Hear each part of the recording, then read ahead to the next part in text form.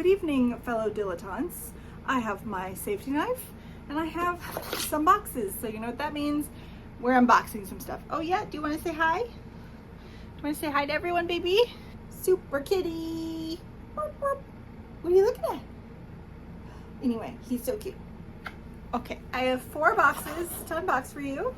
And then I have about 10 books that I've acquired over the last 2 months. Let's unbox some shit. We've got Aardvark up first. This is obviously all, well, Aardvark and Book of the Month are for the month of August. And then I've got the July Evernight, and this is the currently last question mark secret project from the Year of Sanderson, which turned into more than a year. This month I was really happy to see that they had a book that has been on my radar and that I really want to read, and that is Too Old for This by Samantha Downing. I've never read a Samantha Downing book before. I have one on my list. It's the one about the school kids or the teacher or something. What's it called? For Your Own Good? Yeah, For Your Own Good. I'm interested in For Your Own Good. Not really so much the other ones that she has, but this one. You put old people who are either murderous or trying to solve murders in a book, I will read it. I don't care if it's even good. I will read it. This, as you can imagine, intrigued me. So let's look. Actually, I want to look under the cover. Oh, that's pretty. And that's the spine. Let's read the synopsis while Pippin plays in the Aardvark box. Older, wiser, deadlier. A retired serial killer's quiet life is upended by an unexpected visitor. To protect her secret, there's only one option left. What's another murder? Lottie Jones thought her crimes were behind her. Decades earlier, she changed her identity and tucked herself away in a small town. Her most exciting nights are spent at weekly bingo games at the local church and gossiping with her friends. When investigative journalist Plum Dixon, that's a great name, shows up on her doorstep asking questions about Lottie's past and specifically her involvement with numerous unsolved cases, well, Lottie just can't have that. But getting away with murder is hard enough when you're young. And when Lottie receives another annoying knock on the door, she realizes this crime might just be the death of her. Yeah, this is good. And I've already got it on my TBR for November. Yeah, November. I have this on my TBR. Yes, I've made my TBR for November. I have a sickness. Even though I've just discovered that I'm probably a mood reader. I just love making TBRs so much that I shall overcome. Ooh, I like this one. I like that they use like non-neon colors. Well, the bottom is kind of neon-y, but neon colors aren't my fave. This is cute. And it says, it's always a good day to start a new book. That is the truth. As I'm currently reading 17 books right now on my Goodreads shelf. Clearly I agree. This, by the way, are the rest of the books this month. By the way, spoilers for next month's Aardvark box. If you are a Chuck Tingle fan, you might want to think about subscribing. Here you go, Pippin. Here you go, buddy. I love you. Book of the month. I was this close to skipping Book of the Month when I heard what all the books were going to be. And then at the last minute, I found one of them. And then there was a good add-on. So I ended up with 2 books. But I was this close. I've skipped, I think, twice ever since like 2019. So, well, no, earlier than 2019. When did I sign up? It was November, I remember that. It might have been 2018 or 2019, can't remember. This was my add-on, and that is the Book of Lost Hours. This is historical fantasy-ish book. Who would you rewrite history for?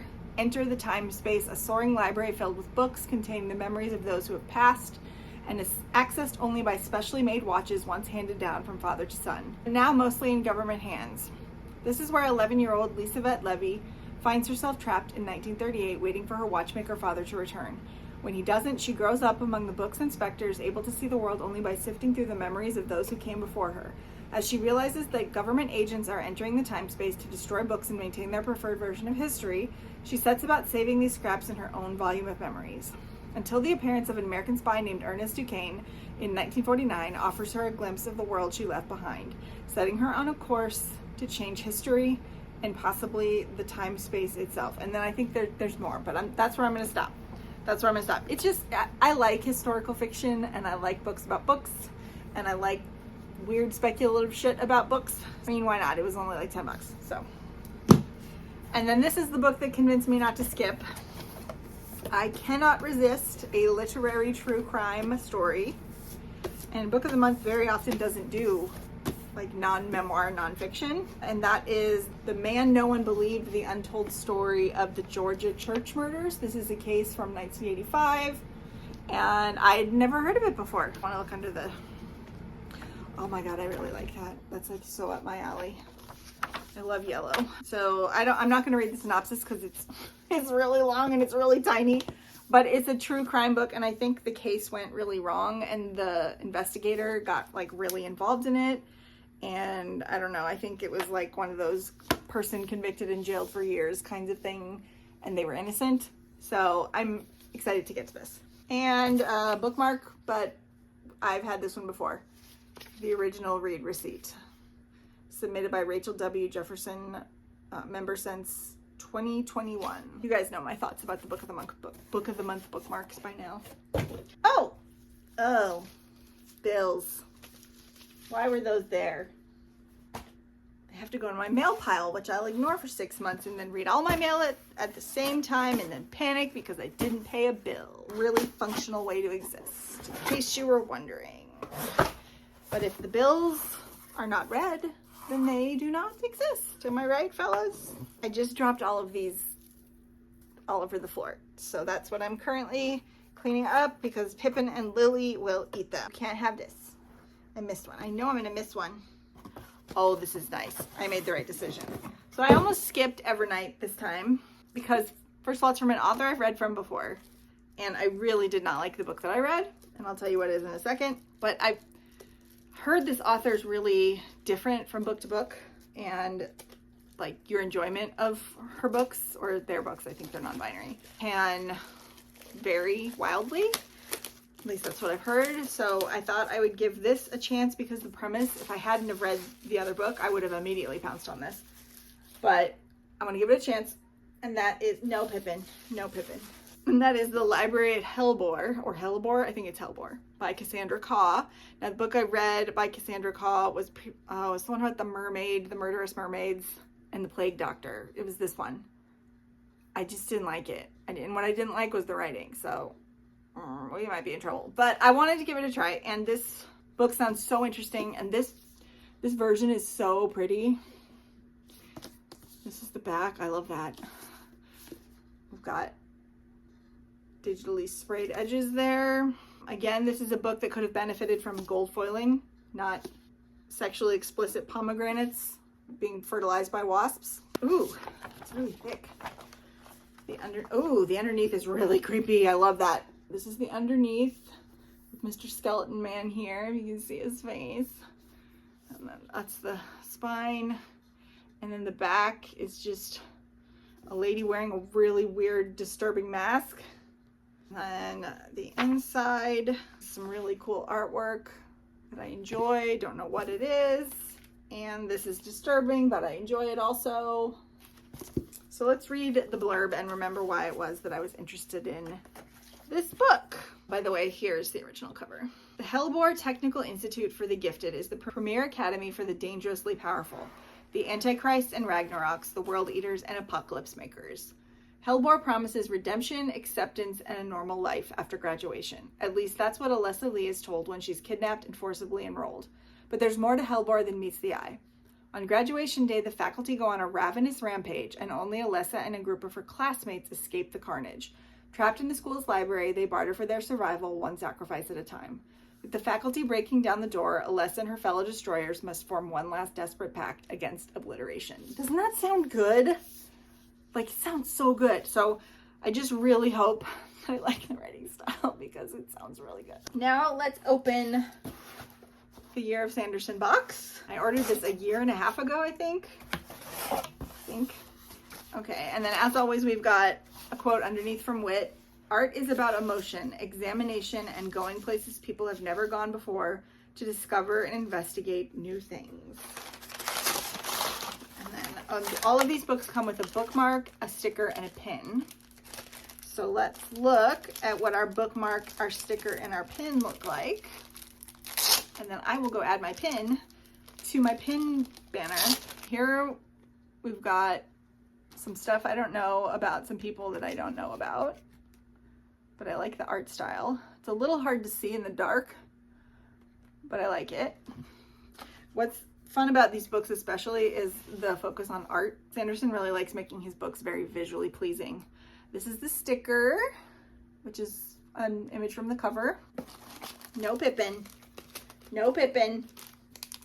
Looks like it's the dude from the bookmark, although I really like how it translates to the pin.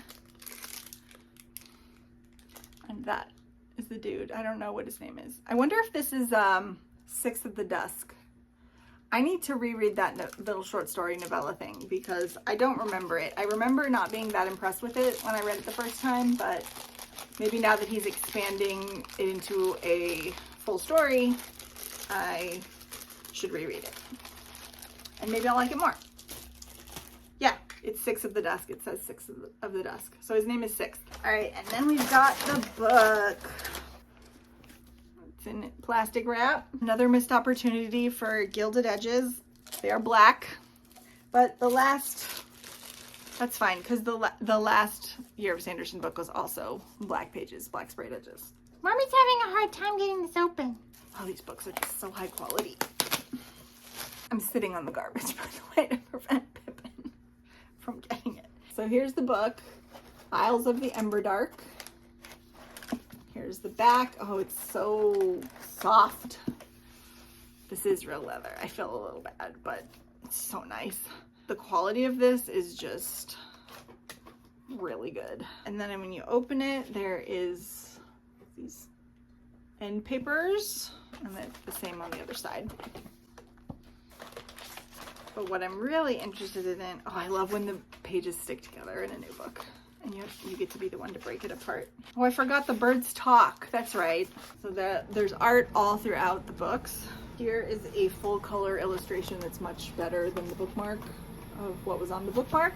Oh, weird. Weird. Oh my God. Okay, stop. If you don't want to be spoiled for what happens in the middle of this book, physically look away. So at the end of part 1, there's this, and then we get this pretty illustration. Oh my God. Then we get this, and you're like, wait, what's going on? And then all of the pages are black. I've never seen a book with black pages before. Is it because it's dark? Oh, wow. This is going to be an experience. I'm going to have to read this physically. This is crazy. I have never read a book with black pages before. This is just kind of wild. Does it go back? It does at the end. Weird. That's so weird. Sorry, my mind is just blown. I am reluctant to read this copy though. I haven't read any of my physical leather-bound copies of. So what I did with the other books is I read the audiobook and then followed along to look at the pictures in the ebook. But I think I might have to follow along in this book. I wonder how this execution is going to look in the traditionally published copy with the different cover that we haven't gotten the cover reveal for yet. Oh, I'm so curious. This is really cool. This is when like form and function meld together. I love that shit. Okay. Anyway, this is the book. These are this month's subscription books. Before we get to the book haul, this is what I've got. They all look very good to me. There is not a single book in this stack that I'm not super excited to read, so that's fun. I'm gonna go throw this away so I don't have to keep sitting on it, and I'll be right back. Don't do that. You're a good boy and I love you. Real quick, because I'm starting to flag. This book I got off Ave Books for like $5, and I wanted this specific copy because I like cool looking books, okay? Pippin! You know what? I'm just gonna shut all of that in the box so you can't get to it. I am also in the middle of collecting from various sources all of my books for spooky season. Pippin! Fine, you know what? You can have that. I don't care. He just knocked my remote for the camera off. He's just gotta, oh, what do you see? He just dove into his cat donut. I don't know. You don't care. Some of these books I'm getting from the library. Some of them I'm buying from bookstores. Some of them I'm buying used, like this one. A lot of them I'm getting from the library from audiobooks, so hopefully they'll come in at the right time. Ow, Pippin! You little shit! Hold on, you guys gotta see this. Oh, I scared him away. That little fucker. He's in his cat donut, you know, like one of those just structures that are made of like soft fabric or like canvas or something. Oh my God, he's zooming. He's just zooming. And you know, they go in circles or they lay in it or they lay in the center. So they have one of those. And the way the one that I bought them works out is the two halves go together and you tie them together with like the little wooden pegs with the string over them. Anyway, he can stick his arm out through the gap, and that's what he just did, and he stuck his claws into my leg, and then his arm was just sticking out, like, ha! I'm book hauling, okay? This is the book. This is The Mystery of the Yellow Room by Gaston Leroux. This is a former library copy, which is why it has this cover on it, but this particular edition I just thought was so neat. It is, what version is it? The Detective Club, which I think was or is books that are specially issued in like this fun edition of classic mysteries. Looks like it was published in 2018, but it looks really old because they made it look old. Anyway, it's fun, and I'll be reading this in October. It's one of the earliest locked room mystery, and it's by the guy who wrote also The Phantom of the Opera. All right, next up, I finally got my copy after it was postponed for like a year and a half of A Witch's Guide to Magical Innkeeping by Sangu Mandana, and I hope to get to this month, next month at the latest, because I'm using it for a couple of reading challenges. Plus, I just have been waiting for it so long, I want to actually get into it and read it. I did on the 4th of July, I went to Bookman's, which is my local used bookstore, where you can trade in old books and for credit or for cash, but I always get credit because they give you like no cash. But I seriously emptied out my TBR cart and I got like 80 bucks in credit. And so I bought a bunch of books. So you're going to see those here. I hope I've remembered them all. I just looked at the last books on my library catalog spreadsheet, and those were the ones I brought in here to show to you. Anyway, I picked up Frankenstein, specifically the 1818 text, which I, for some reason, hadn't owned a copy of Frankenstein yet. So I've always done it by audio.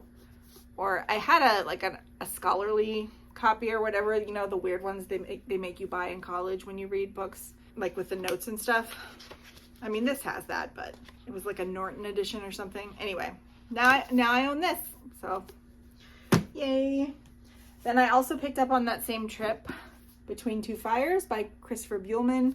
I was surprised to find this at Bookman's because this is a self-pub edition, so somebody who works there must like this author or really like indie horror or indie books in general, because this is the indie edition of this book, which I really love this cover, but it is a medieval horror book. That's all I know. Apparently the author is like darkly funny, and that, as I've recently learned, I mean, I had this book on my TBR before I read The Starving Saints, but the medieval weird horror vibe thing is right up my alley. So I definitely needed to pick this up when I saw it, especially since this is a brand new copy.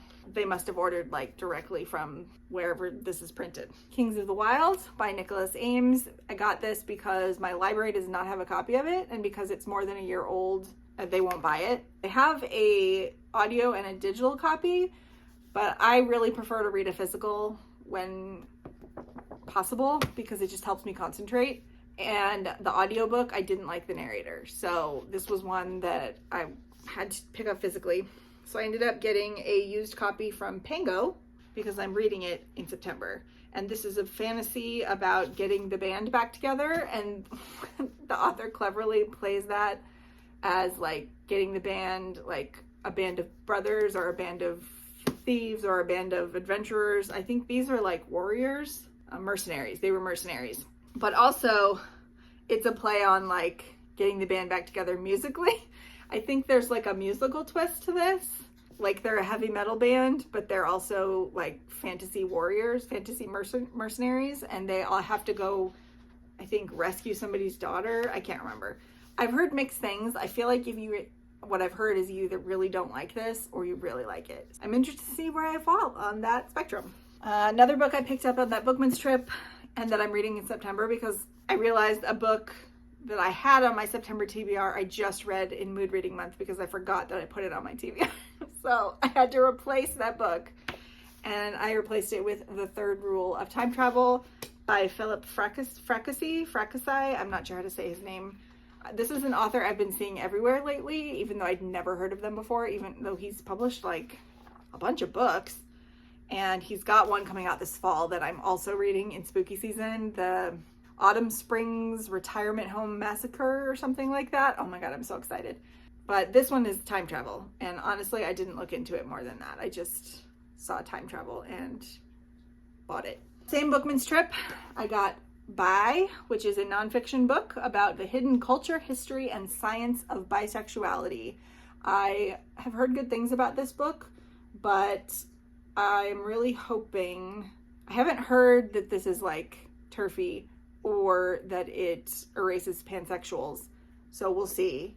But I saw it and I had to get it because it just, look at it, it's so cool. This book I might regret purchasing, but I love the cover and it does sound good. But I have been burned by this genre before, the new fantasy romance, which other people call romantasy, which I don't like that name, although I feel like they actually are kind of, romantasy is its own thing. Like there's conventions for romantasy, mostly driven by white middle-aged ladies. I ended up buying this book, which is, come on, A Forbidden Alchemy by Stacey McEwen, because I follow the author on, well, I don't follow her on TikTok, even though because I can't have TikTok on my phone because I would never do anything else. I follow her on Instagram and she makes me laugh so much. There's something about her like deadpan delivery with her Australian accent. Hey, you know, not everyone can get a dragon. Certainly no one can get two dragons. Unless you're me. Obviously. And like the way she makes fun of herself and pokes fun at fantasy tropes and stuff that I just find delightful. And if any of that manages to translate to her writing, I'm gonna enjoy the hell out of this book. Now, it might not. You know, there's people that I enjoy their social media presence greatly, but I do not like their books. For example, I love to follow Geneva Rose on socials because she's very funny and very deadpan, but I do not like her books. I'm hoping this is not a that situation and that this book is good. I've actually had her first book, her first published book, out from the library a couple of times. That one is Self-Pub, and I can't remember the name of it. It's a trilogy, but I returned it because I kind of want this one to be my first exposure to her. Isn't this pretty? I think it's very pretty. We'll see if that's a mistake. Then my last book of the month, oh wait, I already showed you guys though in my wrap up. I got this Princess Kills Monsters, but I don't want to haul that. I already shelved it. But I also picked up Maggie, or A Man and a Woman Walk Into a Bar by Katie Yee. It's very short. It's literary fiction, which isn't normally my thing, but this premise just sounded really interesting to me. So they walk into a bar and it's not a date, but they set it up. I guess she sets it up like one. It's the end of a marriage. So they're going to break up or start the divorce process in this bar. And then also another reason I can't believe that I bought this is that the main character has cancer. The reason I wanted to read this is because of the following premise. To cope, our narrator starts talking to her tumor. She creates the guide to my husband, a user's manual for her husband's lover. She turns her children's bedtime stories into retellings of Chinese folklore passed down by her own mother in an attempt to make them fall in love with their shared culture and to maybe save herself in the process. So the book is like told to her tumor. So I don't think this is going to be a book about dying, which is why I wanted to pick it up. It just seems like it has like a very dark sense of humor, and I wanted to give it a shot because look how short it is. And then a book that I'm very excited about is Savvy Summers and the Sweet Potato Crimes by Sandra Jackson Opoku. This is a cozy mystery, and look at this cover. I'll admit this is a cover buy. Savvy Summers works in a restaurant called Essie's Place, and her customer favorite sweet potato pie is the center of a murder investigation. But apparently this is really well written, and it won the Malice Domestic Best First Traditional Mystery Novel Competition. That sounds really fun and good, so I will be reading it soon. This is my latest acquisition. I got this on deep discount for like $7, and it's a brand new copy. Somebody didn't want it, I don't know, on Pango, but I hope they didn't steal it. Do people steal books and then put them on Pango? Oh my God, is there a Pango Books black market? Naomi Novik, Buried Deep. This was published last November and I just never got around to buying it or putting it on my TBR, so that meant I never bought it. And it is a collection of short stories, both original and set in worlds she's previously written in. Like there's a Scallamant story in here, and I believe there is a Temeraire story in here if you're a fan of her first series. I'm not a huge fan of that series, but I will read the story. It's apparently like an origin story. I think that there's some stuff from Spinning Silver in here, so I'm just very excited to see what she can do with the short format, and I like the cover. And then the last book that I picked up recently is a second copy of this book that I'm currently reading right now, but I had to do it. Let me show you why. Hold on. So as previously mentioned, I'm weird about covers. Like I get really upset if I want to read a book and the cover's ugly. So I go out of my way to find copies of books that have beautiful covers, or covers that I like, rather. And this series, which is Ken Liu's Dandelion Dynasty series, had what I thought was a pretty ugly cover when it was first released. It was just like a skull with a dandelion on it, and it was like boring looking, and I just didn't like it. And then when I saw the UK cover, I bought that. Now I bought this before Book Depository went under, so, or rather Amazon shut it down purposefully because they're dicks. RIP Book Depository. Although Blackwell's is good, guys. The shipping isn't as fast, but the prices are just as good as Book Depository was. So I bought this because it's very pretty. But the problem, and I fully plan to get the rest of the series in these editions because they're very pretty and fun. But the problem with UK paperbacks is this situation. You see the give there? Now I ran into this with all of my Robin Hobb books. I have the UK paperbacks and they hurt to read. They hurt my thumbs because they have no give. So when you're constantly like holding it open, and it's uncomfortable.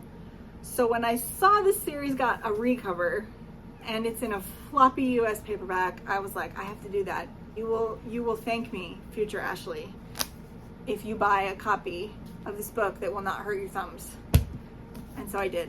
This is what it looks like.